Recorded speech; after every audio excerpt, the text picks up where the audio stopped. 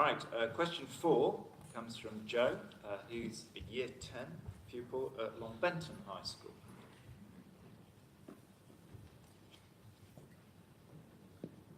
Nationally, mental health services are becoming overstretched due to limited funding. With that in mind, what support would you give to male mental health victims who often face stigma regarding masculinity? Right, this is quite a subtle and complex question here. Mental health services are indeed becoming overstretched due to limited funding, austerity again. With that in mind, what support would you give to male mental health victims, in particular who often face stigma regarding masculinity? I'll throw that over to you first of all, Heidi. Hello, Joe. Okay, so the first thing to say is that mental health is a really important issue, and now North Tyneside is committed to actually improving our young people's mental health. But what we actually know is that young people, including our young men, most of them, so the majority of young people, actually don't experience mental health problems and actually have really good mental health and resilience. So it's really, I think that's really important to highlight, but we need to be doing more for those who are experiencing mental health problems. So the question also raises another important point about male mental health. Again, what we know from research is that young men often struggle to open up and talk about how they're feeling. And we also know that mental health problems don't discriminate. Anyone can be affected. Therefore, for young men, it's really important that they know that they can access support and they don't have to struggle alone. And I think if you think of what's happening in terms of the media, we've got a situation where we've got a lot more really positive male role models, such as footballers and sporting stars, actually opening up about their mental health struggles. So I do think the tide is changing in terms of addressing stigma around male mental health. I think also your question for me highlights a really important issue, which is when we describe people as having mental health problems as victims, that also is potentially stigmatising. And one of the big challenges for all of us is how we start talking about mental health in a different way that doesn't actually stigmatise people and takes that fear away for individuals to actually open up and talk about their issues. Having a mental health problem isn't uncommon, so I think currently it's about 3 in 10 children and 1 in 4 adults at any point in time will have a mental health problem. Yet when you're having a mental health problem, you feel like you're the only one that's experiencing it, and that makes it really difficult to talk about it because you think you're alone and actually you're not. So again, I'm just going to do another quick hands up. Who has heard of Ypqt.com? Yeah, oh, well, that's really, really positive to hear that. So North Tyneside, earlier this year, commissioned and launched Ypqt.com, which is actually an online counselling service. And one of the reasons why we went down an online route was some of the feedback from young men was that they found it difficult to access face-to-face support and prefer the anonymity of actually an online service. So having an online service like Ypqt is actually helping us to reduce that stigma and also help people to get support. But one of the most kind of easiest ways of enabling all of us to get more support is actually to start to look out for each other and to look out for friends. And so if you see or know any of your friends who are struggling, tell them about Ypqt and ask them about how they're feeling. I know many schools also provide peer support schemes on different issues as friendship and bullying and transitioning to secondary schools. But having trusted peers and good friends really does help promote good mental health and helps to reduce stigma. So one of the biggest things that we can do is actually we can all be really good friends to each other. Great message there from Heidi, thank you very much. Councillor Early. Thanks, Joe, for the question. I think the rate of mental health problems in the UK is growing.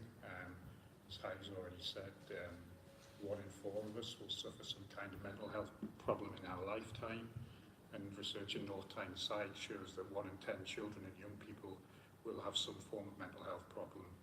So that means that if we don't suffer from mental health problems ourselves, we almost certainly will know a member of our family or a friend who have done or will do.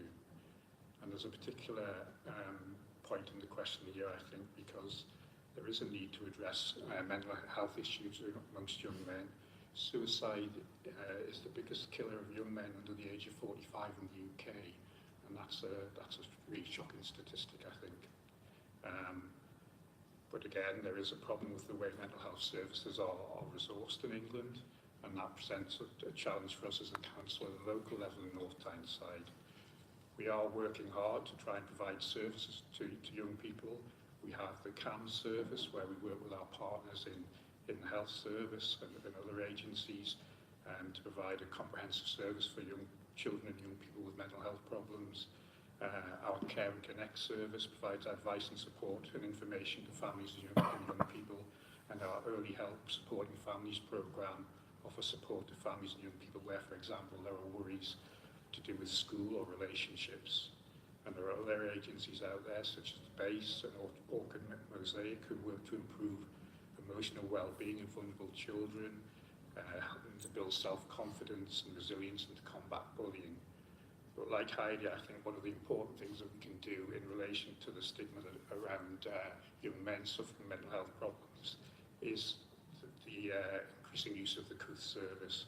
I think it's a great idea. It allows young people to, as Heidi said, get counselling, and they don't have to give their name or details. And I think quite often young people may feel more comfortable doing that than going through one of the more traditional methods to seek help. The wider problem highlighted by the question about the stigma that still attaches to people who suffer from mental illness, I think is one we all need to address. It's a problem for all of us. As I say, we're all going to come into contact with somebody who's going to have mental health issues at some point in our lives. And I think we need to address that, and we need a change in the attitude towards mental illness in our society. I think this can be achieved. We've done it in relation to other forms of discrimination. We managed to combat and overcome that. So I think, as Heidi says, by talking to each other, by reducing the amount of stigma that's attached to suffering from mental illness, we can also overcome this particular problem. But it's not going to be easy, and it will take probably longer to do than we might like. Thank you, Councillor. Sergeant Brady, obviously the police often have to deal with people who are suffering mental health crises.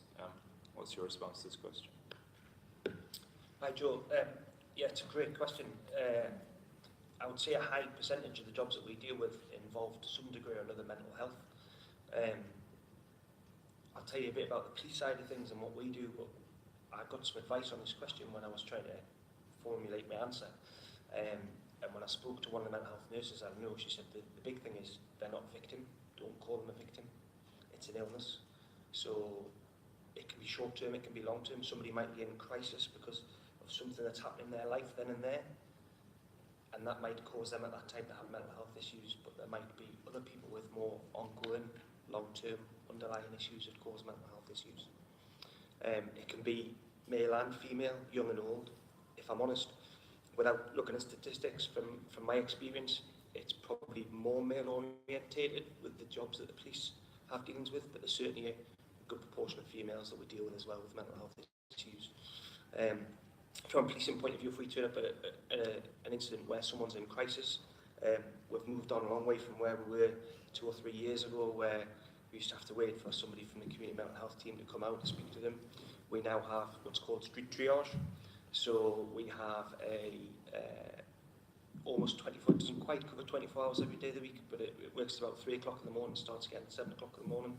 So from 7 in the morning until 3 o'clock in the morning, we've got a police officer on duty with a specialist mental health worker. So if we go to an incident and somebody is in mental health crisis, really upset, concerned, mental health issues, they can come out and they can have a chat with them and they'll assess them, see what needs to be done, and if things need to be escalated and they need to go to hospital, that can be arranged.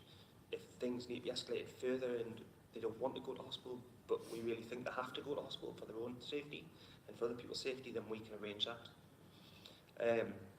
My previous role before was a neighbourhood sergeant, I was a custody sergeant. And again, you see people coming into custody because they're under arrest for all sorts of issues, and there's often a mental health issue behind that as well. So when somebody's booked into custody, we do a risk assessment, so we'll ask them a whole load of questions. Quite often, if they're drunk, they don't want to tell you anything, but you know them, you've got their records, you speak to the officers, you can elicit information out of them. Now, in custody, we do an assessment, and we'll have what's called a liaison and diversion team. And one of the nurses from that is the person that I spoke to when I was answering this question. But they come out, and again, they're specialist mental health workers, and they'll assess that person in custody. They can put in advice to me as the custody sergeant, so they can say they're not fit to be dealt with, they need to be spoken to about their mental health. We might go down that route, or they'll say they're fit to be dealt with, but actually their understanding at the moment of things isn't quite there, so they might need an appropriate adult, so they need somebody else to speak for them when they get interviewed, so we can put things like that in place, and they can also put long-term plans in place. There's also, quite often we get, as a custody sergeant, quite often we book people in that have got other issues, and they might be ex-veterans or ex-forces, so the military of one form or another, and they might be dealing with issues from their time in the forces, and there's referrals we can do through that, and more often than not, there are females involved in that, but more often than not, that's males. And there's Project Nova, which is a specific charity that deals with men's mental health for veterans. So there's lots of things we as the police can do.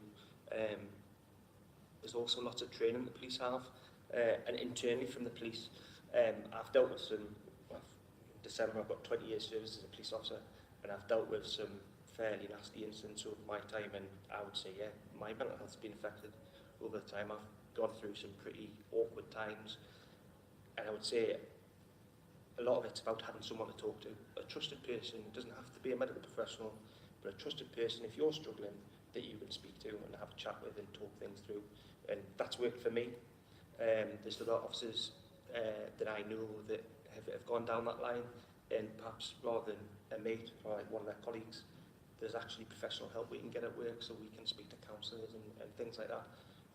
All in all, it's about looking after yourselves and having somebody you can talk to or somebody that's trusted. And for me, it's male and female, young and old. Thank you, Sergeant Brady. That's a very personal answer. Our excellent participation team here are live tweeting as we're debating today, and people are engaging with that. We've had a tweet from Rosie Hainsworth, who makes a very good point.